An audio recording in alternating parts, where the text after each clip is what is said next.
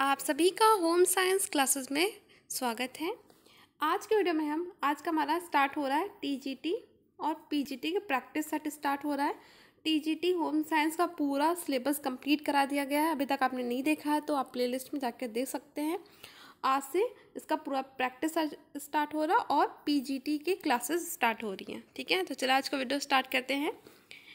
पहला क्वेश्चन है, प्रबंध प्रक्रिया में सुधार हेतु निम्न में से कौन से बाधक तत्व हैं। तो जब हम प्रबंध का सुधार प्रक्रिया जो होती है उसमें से कौन सा बाधक तत्व है, तो उसमें है परिवारों में प्रबंध प्रक्रिया की अज्ञानता, साधनों से अनभिज्ञ होना, लक्ष्य पर आधारित नहीं होना, उपयुक्त सभी। तो ये सभी कारण हैं किसके, प्रबंध प्रक्रिया में सुधार के जो बाधक हैं वो सभी है, क्योंकि प्रबंध प्रक्रिया के बारे में नहीं जानना भी एक बाधा उत्पन्न करती है। उसके बारे में, उसके साधनों के बारे में नॉलेज नहीं होना, उसके लक्ष्य पर आधारित नहीं होना, ये तो सभी कारण है इसके। ठीक है,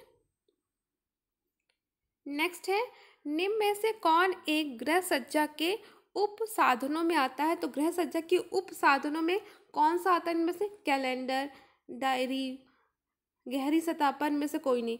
तो जो गहरी सतह है ये गृह सज्जा का एक उप साधन के रूप में आता है। ठीक है,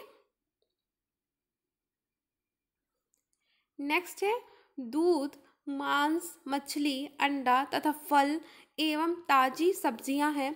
तो ये किस वर्ग में आता है, रक्षात्मक भोज्य समूह में आता है, शरीर को ताप देने वाले में आता है, या शरीर के लिए हानिकारक में आता है, या फिर इनमें से कोई नहीं। जल्दी से आंसर दीजिए अपना कमेंट करके। तो ये आता है हमारा रक्षात्मक भोज्य पदार्थ, क्योंकि इसमें सभी पौष्टिक तत्व होते हैं। आप सभी ग्रुप से कुछ ना कुछ ले रहे हैं, तो ये संतुलित आहार में आता है जो हमारे शरीर को रक्षा प्रदान करता है। Option first. ठीक है,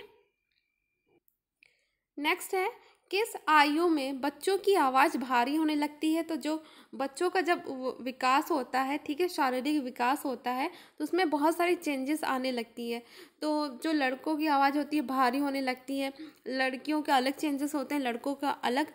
तो ये किशोरावस्था में होता है। तो इसमें कौन से 8 से 10 वर्ष, 10 से 12 वर्ष, 10.5 से 14 वर्ष, तो और या 12.5 से 15 वर्ष। तो ये जो किशोरावस्था है उसी में सारे चेंजेस आते हैं। तो ये हमारा 12.5 से 15 वर्ष के जो एज ग्रुप होती है उसमें बहुत सारे चेंजेस होने को आप देखते होंगे। आवाज़ भारी होना, लड़कों का दाढ़ी मूंछ आना, ठीक है, ये सभी चेंजेस आते हैं।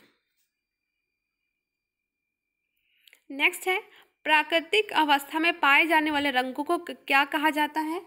जो प्राकृतिक अवस्था में पाए जाने वाले रंगों को प्राथमिक रंग कहते हैं। ठीक है, और आप कमेंट करके बताइए प्राथमिक रंग कौन कौन से होते हैं। ठीक है, नेक्स्ट है, बैगनी रंग किसका प्रतीक माना जाता है। तो जो बैगनी रंग होता है तो वो किसका, राजश्री, शीतलता, ऐश्वर्य, विश्राम। तो ये जो राजश्री है ना, ये बैगनी रंग इसका प्रतीक माना जाता है। इससे हमें पता चलता है वो राजश्री है। ठीक है, नेक्स्ट क्वेश्चन है, महिलाओं को नवजात शिशुओं को स्तनपान कब से कराना चाहिए। तो जो महिला है उसको, जो अपने छोटे शिशु होते हैं जो, तो उनको स्तनपान कब से कराना चाहिए। तो आपको पता होगा, आंसर दीजिए कमेंट करके। तो उन्हें जन्म के दिन से स्तनपान कराना चाहिए, क्योंकि जब बच्चा जन्म लेता है तो माँ के दूध में कोलेस्ट्रॉल निकलता है जो बच्चों की हेल्थ के लिए बहुत अच्छा होता है, वो प्रोटीन से भरपूर होता है। ठीक है, तो इसका आंसर होगा फर्स्ट, जन्म के दिन से। नेक्स्ट है, बिना लक्ष्य का व्यक्ति, बिना उसका व्यक्ति के जीवन में लक्ष्य नहीं होगा तो वो कैसे होगा, सुखी रहता है, बिल्कुल भी नहीं। कर्तव्यहीन होता है, प्रत्येक समस्या को हल कर सकता है, बिल्कुल भी नहीं। तो उसका सही आंसर होगा दुखी और असंतुष्ट होता है, क्योंकि उसके पास कोई लक्ष्य नहीं है। बिना लक्ष्य के व्यक्ति असंतुष्ट होता है, क्योंकि उसके जीवन में कुछ भी अच्छा नहीं होता है। ठीक है, तो ऑप्शन 4 इसका सही है। नेक्स्ट है, निम्नलिखित में से किसमें विटामिन सी का स्रोत नहीं पाया जाता है। तो इसमें लिखा है नहीं पाया जाता। आप पहले क्वेश्चन अच्छे से देखा करिए फिर आंसर दिया करें। तो नहीं पाया जाता, तो सबसे अच्छा स्रोत विटामिन सी का जिसमें इनमें से ऑप्शन है टमाटर, संतरा, आलू, नींबू। इसमें किसमें नहीं पाया जाता, आलू में विटामिन सी नहीं पाया जाता है, ठीक है। तो ऑप्शन 3। नेक्स्ट है, ऑपरेशन के दौरान दिल के छेद को बंद किया जाता है। तो जब ऑपरेशन होता है दिल के छेद का, तो उसमें किस चीज़ से बंद किया जाता है दिल का छेद? तो इसमें ऑप्शन है स्टेम सेल कोशिकाओं से, ठीक है, शरीर के किसी अंग से ली गई त्वचा से, या फिर किसी अन्य जीव से ली गई त्वचा से, या फिर विशिष्ट किस्म के कृत्रिम कपड़े या पेरिकार्डियम से। तो ऑप्शन 4 इसका बिल्कुल सही है, ठीक है।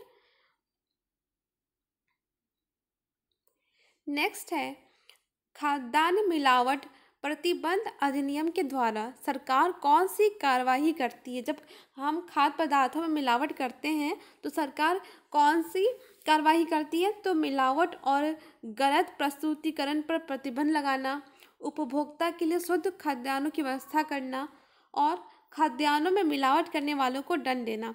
ये तीनों कार्य करती है जब खाद्य पदार्थों में मिलावट की जाती है। तो उपर्युक्त सभी इसका सही है। नेक्स्ट है, सभी संसाधन होते हैं। तो जो संसाधन होते हैं, ठीक है, वो क्या होते हैं? सीमित होते हैं, असीमित होते हैं, या विकसित होते हैं, संकुचित। तो आपको पढ़ाया गया था तो आपको पता होगा कि सभी संसाधन सीमित होते हैं, उसी का प्रबंध करके हम अपने लक्ष्यों को प्राप्त कर सकते हैं, ठीक है। तो ऑप्शन ए सीमित होते हैं। तो आज के लिए इतना ही। अगर वीडियो आपको पसंद आया तो प्लीज़ वीडियो को लाइक करें, शेयर करें और चैनल को सब्सक्राइब करें।